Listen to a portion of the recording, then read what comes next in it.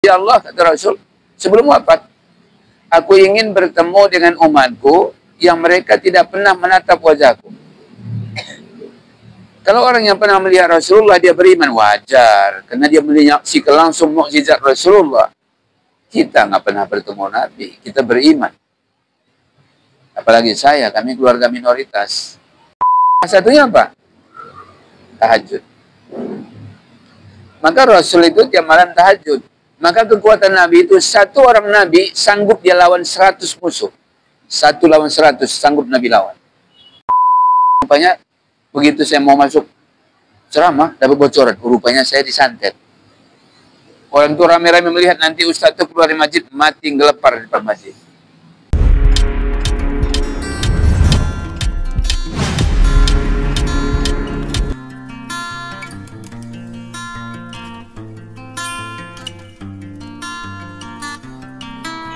Ada orang ketika umurnya ditambah, dia merayakan ulang tahunnya. Tapi yang paling patut kita perbaiki sebenarnya bagaimana hubungan kita dengan Allah. Kalau hubungan kita dengan Allah nggak baik, itu hidupnya nanti di akhirat akan sengsara. Di dunia ini tempat kita bercocok tanam, di akhirat kita memetik hasilnya. Jadi sesibuk apapun kita dengan kepentingan dunia, yang sebenarnya paling lama 100 tahun kita huni, kita harus punya inisiatif yang kuat agar bahagia di akhirat itu menjadi milik kita. Lalu apa yang harus kita lakukan supaya bahagia itu menjadi milik kita? Tidak hanya bahagia dunia, tapi bahagia di akhirat. Ya. Kata kuncinya hanya 2. Taqwa Allah. Kita bertakwa kepada Allah. Yang kedua, tarkul ma'asi. Tinggal ke semua yang maksiat. Kalau dua ini kita rawat, kita selamat. Pertama, kita menjaga ketakwaan kita kepada Allah lewat praktek ibadah. Yang kedua, semua yang maksiat tinggalkan. Apa saja maksiat tinggalkan. Sudah selesai. Jadi makna takwa Allah itu apa? Sibukkan diri dengan ibadah. Itulah takwa. Jadi kalau Allah memanggil kita, dahulukan panggilan Allah. Kalau Allah melarang, tinggalkan. Itu aja kata kunci.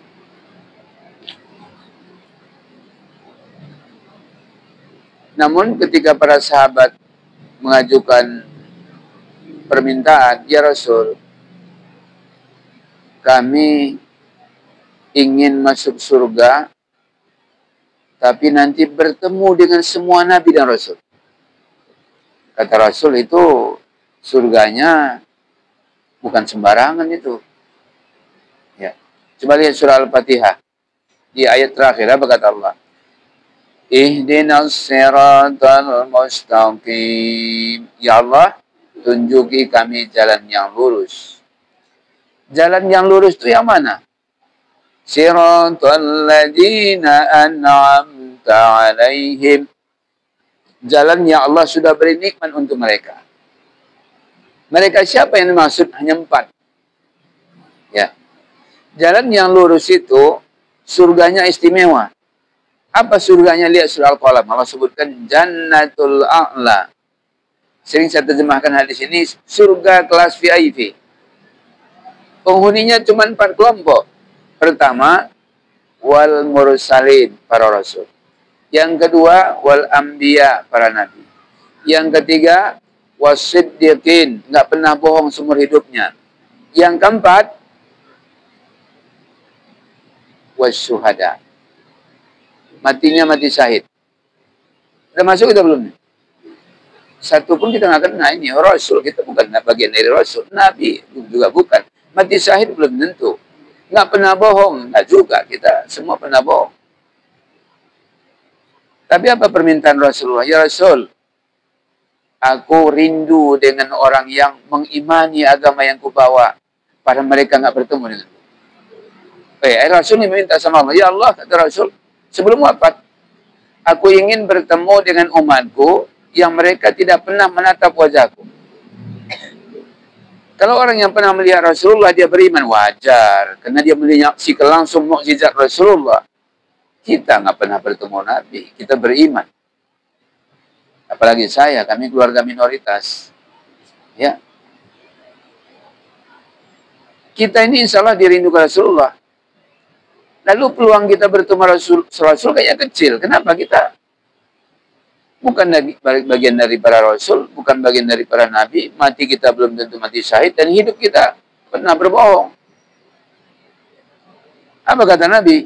Ya Rasul, apalah yang kuajarkan sama umatku supaya mereka bertemu denganku di surga? Ini halus cara Nabi minta ini.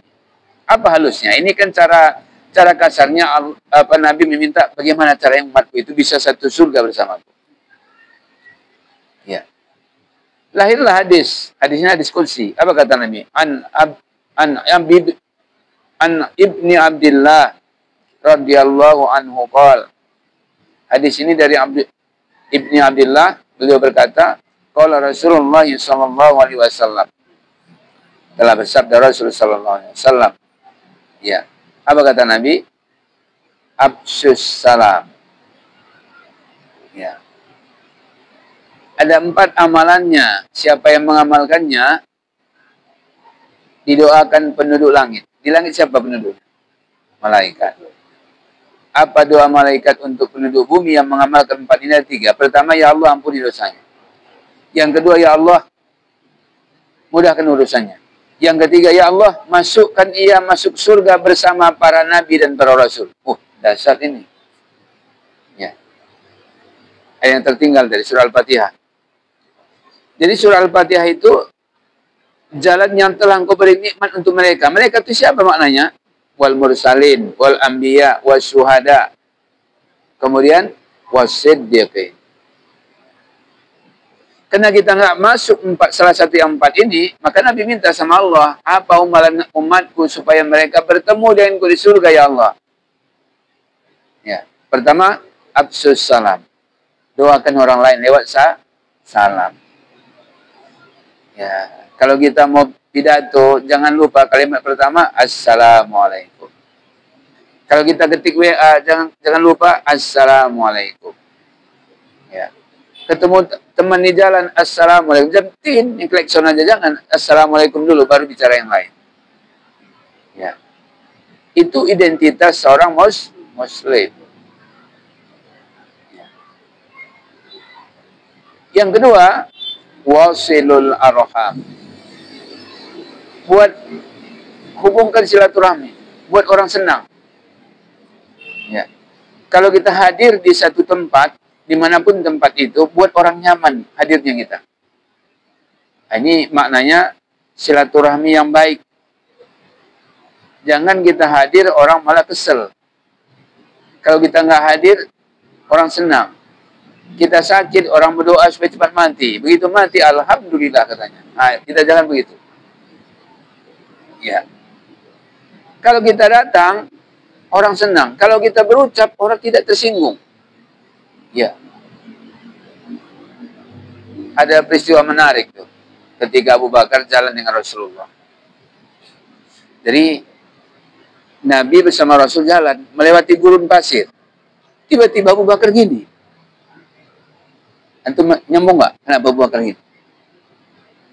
Kenapa Abu Bakar seperti ini? Abu Bakar heran. Ini kok suara gemuruh? Nabi nanya, wahai Abu Bakar, sepertinya engkau sedang fokus mendengarkan sesuatu. Iya ya Rasul. Apakah engkau mendengar ya Rasul suara seperti yang aku dengar?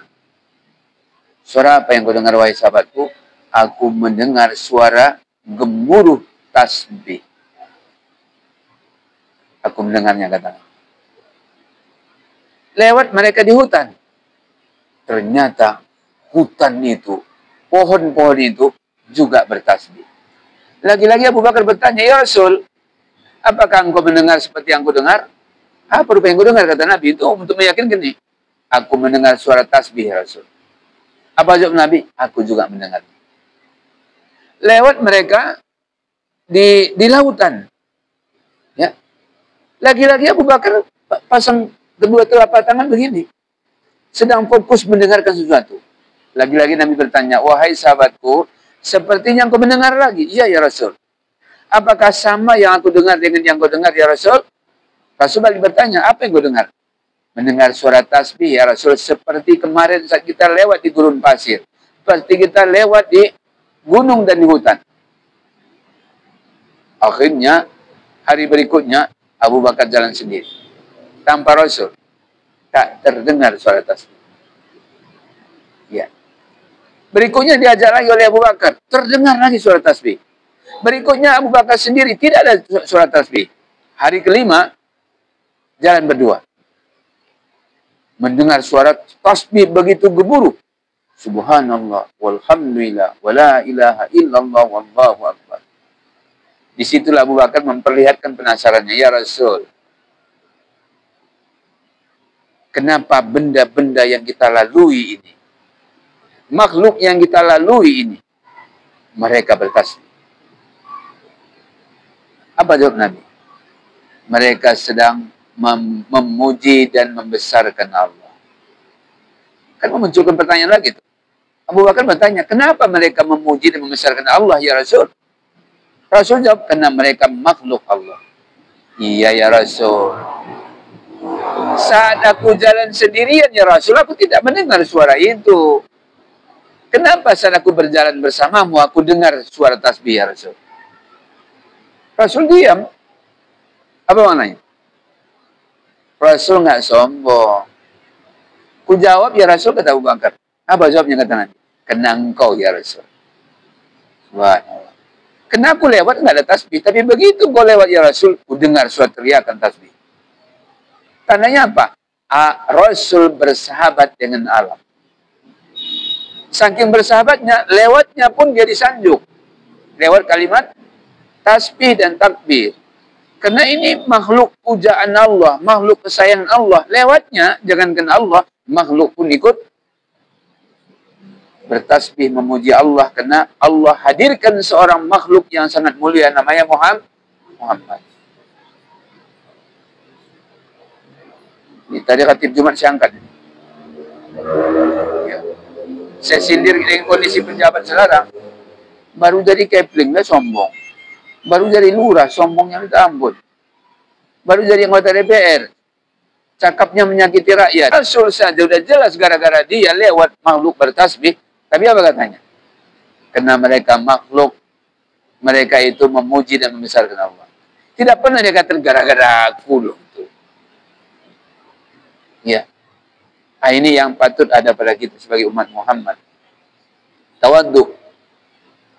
Ya. Khawatibillah rahimakumullah.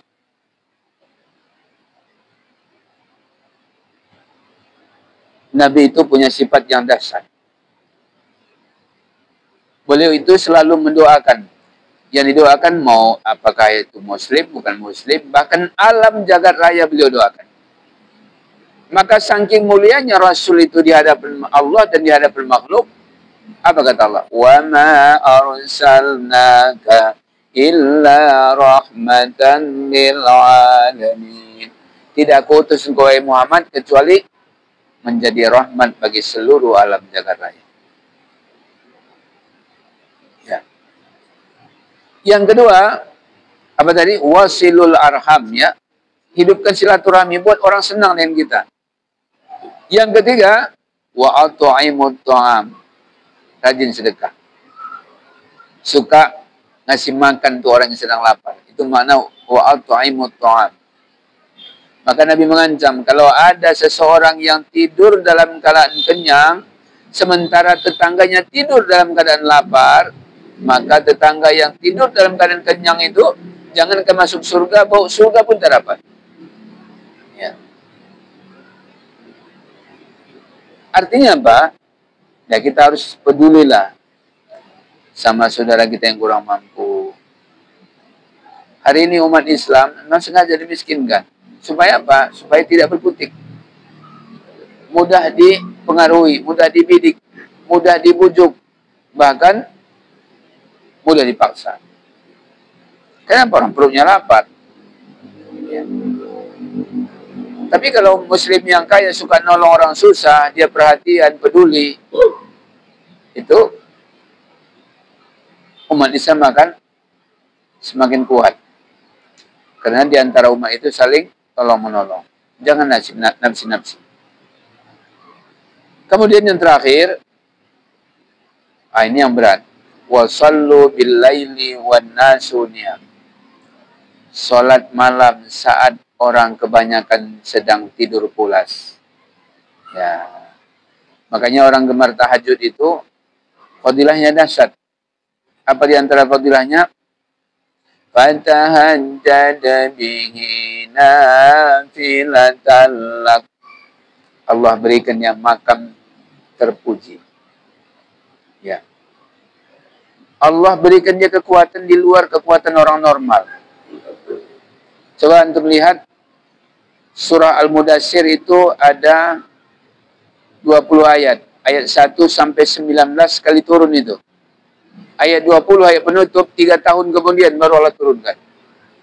Apa makna surah Al-Mudaththir itu? Itu ada 4 amalan. Siapa yang mengamalkannya, Allah beri dia kekuatan di luar kekuatan orang biasa. Salah satunya apa? Tahajud. Maka Rasul itu tiap malam tahajud. Maka kekuatan Nabi itu, satu orang Nabi sanggup dia lawan 100 musuh.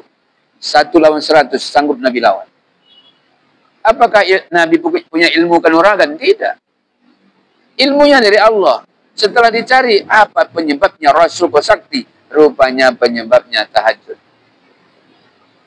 Ayo, kita juga begitu. Ya. Makanya ustadz-ustadz itu, kenapa kalau fisiknya kita mungkin remeh ya kan? Dia tidak punya bela diri, tidak punya tidak punya kemampuan untuk memanah, tapi kok seger bawaannya. Bisa jadi karena dia punya amalan tahajud, Allah jaga fisik. Allah hindarkannya dari musuh. Ya. Qadrillah rahimakumullah, saya berdakwah ke kampung halaman orang tua. Ini kan minoritas, muslimnya cuma 1,8%. Itu ketika dakwah itu perlakuan orang macam-macam. Saya pernah lagi ngisi maulid, itu yang hadir lebih 1.000 orang. Sampai orang kampung heran. Ini kenapa gini nih Ustaz? Ustaz, sehebat apapun Ustaz dari luar, nggak pernah selama ini orang datang. Syukurlah orang kampung ini bakal banyak dari muslim. Dalam hati saya, alhamdulillah. Rupanya, begitu saya mau masuk ceramah, dapat bocoran. Rupanya saya disantet. Orang itu rame-rame melihat nanti Ustaz itu keluar dari masjid, mati ngelepar di depan masjid. Seluruh ahli santet di kampung itu sudah dikumpulkan. Pokoknya Ustaz Rajun segala jangan pulang. Kalau belum pulang, mayat. Bahkan ada yang mengatakan, saya jamin lihat nanti apa yang terjadi. Ternyata begitu saya keluar dari tempat ngisi ceramah itu, orang yang anak muda menyaksikan. Kita lihat dia kayak apa dia gelepar. Begitu saya pijakkan sendal saya, aman. Berbaris anak muda. Minta maaf Pak Ustaz, jangan dibalas, Pak Ustaz, jangan dibalas. Saya bingung sendiri, apa mau dibalas? Rupanya mereka sudah pasang santet di sendal itu. Kalau saya pijak, saya terpeleset ngelepar di situ. Ternyata Allah tolong. Ya. Kenapa? Ya, bisa jadi sebelum saya berangkat, saya sudah lakukan tahajud, ya Allah, saya mau berangkat berdakwah daerah minoritas, tolong bantu saya. Allah tolong. Ternyata Rasulullah itu amalan unggulannya. Ya. Jadi, kalau Allah sudah jamin, kita nggak usah ragu. Apa kata Allah? وَمَنْ يَتَّقِ اللَّهَ يَجْعَلْ لَهُ مَخْرَجًا وَيَرْزُقْهُ مِنْ حَيْثُ لَا يَحْتَسِبُ. Siapa yang bertakwa kepada Allah, apapun persoalannya, Allah berikan solusi. Dan Allah beri rezeki yang tidak dia sangka-sangka. Orang nggak juga, kok bisa? Ya bisa lah. Kalau bagi Allah tidak mustahil. Yang penting, pandai kita membujuk dan merayu Allah. Caranya, eratkan hubungan kita dengan Allah lewat praktek ibadah. Ya. Salah satu ibadahnya apa? Tahajud. Oh, ada orang saya tahajud nggak bisa Pak Ustaz, kalau ada tidur kayak batu katanya. Bangunnya pas menjelang azan subuh. Ya udahlah, kalau jangan pas tahajud, ganti amal yang lain. Apa amalnya? As-shaum. Biasakan puasa sunat. Jangan tunggu Ramadan baru puasa, itu hutang kita, wajib itu. Ya. Senin Kamis, 3 hari pertengahan bulan. Ya. Wa rahimakumullah. Itulah mana ayat surah Al-Mudaththir itu. Ya. Pertama rajin baca Quran, tahajud. Kedua rajin baca Quran. Ketiga sabar. Keempat banyak berzikir. Antum lihatlah surah Al-Mudaththir itu kandungan ayatnya itu. Setelah Allah wajibkan tahajud 3 tahun pada Rasulullah, 3 tahun kemudian baru Allah turunkan ayat 20 di surah Al-Mudaththir. Artinya apa? Hukum tahajud sunat bagi umat Nabi Muhammad, tetap wajib bagi Rasulullah. Kenapa Rasulullah itu tetap wajib sampai matinya wajib tahajud? Karena Rasul itu cobaannya jauh lebih dahsyat, musuhnya jauh lebih banyak. Supaya dijaga oleh malaikat rahmat, amalannya adalah tahajud. Bukan ilmu kanuragan. Alhamdulillah rahimakumullah. Jangan pernah ada rasa ragu kita sebagai seorang mukmin. Ya. Kalau iman kita kokoh, lambat atau cepat, Allah perlihatkan efek positif dari keimanan yang kokoh itu. Walaupun rintangan mempertahankan iman itu nggak tanggung-tanggung. Ya. Dan itulah yang dipahami oleh saudara kita Muslim Palestina. Nggak mau meninggalkan iman sekalipun taruhannya syahid, mati. Mati pun kan yang nunggu apa? Surga kan? Ini kalau iman nggak kuat, ini udahlah, nikmati aja di dunia ini, dikasih rumah mewah kok, yang penting keluar dari Palestina, keluar dari Islam. Nggak mau mereka. Kenapa? Sana lebih hebat surganya Allah. Ini gara-gara jabatan, nyogok pun yang mau. Kan banyak pejabat sekarang begitu, nyogok, apalagi itu.